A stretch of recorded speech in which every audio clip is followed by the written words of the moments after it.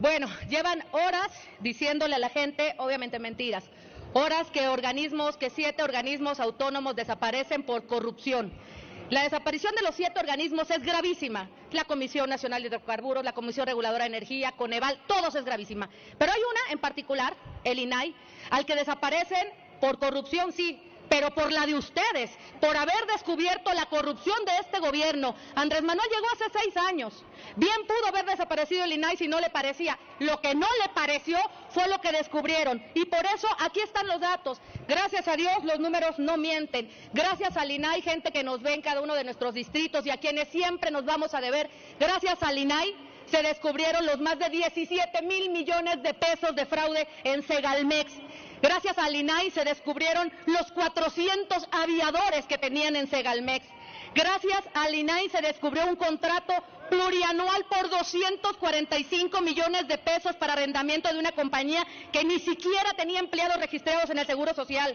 En el 2019 nada más, en Segalmex perdieron 3,027 millones de pesos en programas de precios de garantía para productos alimentarios básicos. En el 2020, la Auditoría Superior de la Federación nuevamente detectó corrupción en Segalmex por 8,000 millones de pesos más. ¿Quieren datos? ¿Quieren desaparecer la corrupción? Yo les voy a dar algunas pistas. René Gavira, Manuel Lozano, José Perón Escalante, Ignacio Valle, ¿quieren desaparecer la corrupción? Pues ahí tienen a varios por dónde empezar.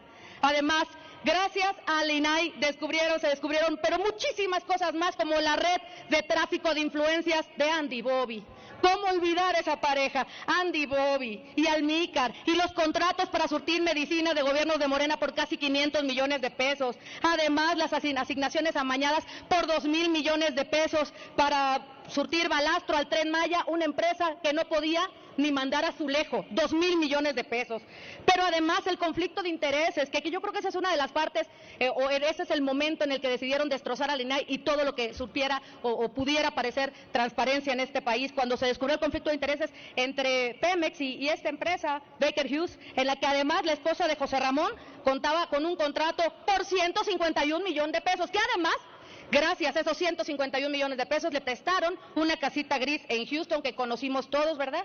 Que ojalá se lo hubieran prestado tantito al pueblo que tanto quieren, pero creo que no la dejaron ni que la conociera. Pero tenemos más datos, por supuesto. Gracias al INAI sabemos de los contratos por más de 365 millones de pesos de Pemex y el ISSSTE que le otorgó a la inolvidable prima, la corruptaza de Felipe Obrador.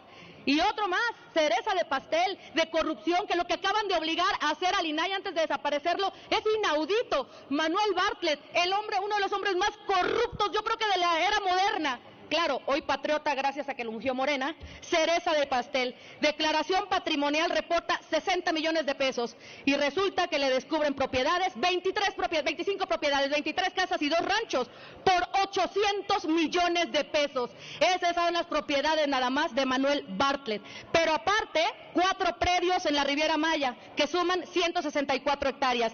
Las últimas hectáreas adquiridas ¿por cuánto creen? Por 0 pesos. Días antes de la conclusión del sexenio de Andrés Manuel, la Comisión Federal de Electricidad ordenó clasificar toda la información relacionada con Manuel Bartlett como clasificada. De eso se trata. SEDEN, además, durante el 2021, otorgó un contrato a una empresa de un hijo de Bartlett por más de 66 millones de pesos, a pesar de que la empresa fue inhabilitada por la Secretaría de la Función Pública porque supuestamente surtía materiales de cirugía robótica. No tienen aspirinas en el Seguro Social y tienen cirugía robótica. Aparte de corruptos y de ladrones cínicos, descarados. La Secretaría de la Función Pública determinó, obviamente, que era información falsa. Que además había sido y que habían vendido disque ventiladores para la época de la pandemia. Por eso, y para la gente que nos ve, aquí estamos y aquí seguiremos en el PAN. Defendiendo la transparencia, exhibiendo la corrupción de un gobierno que salió más ratero, más corrupto, más infame, más abusivo y más autoritario que todo lo que criticaron juntos. Es cuanto, presidente.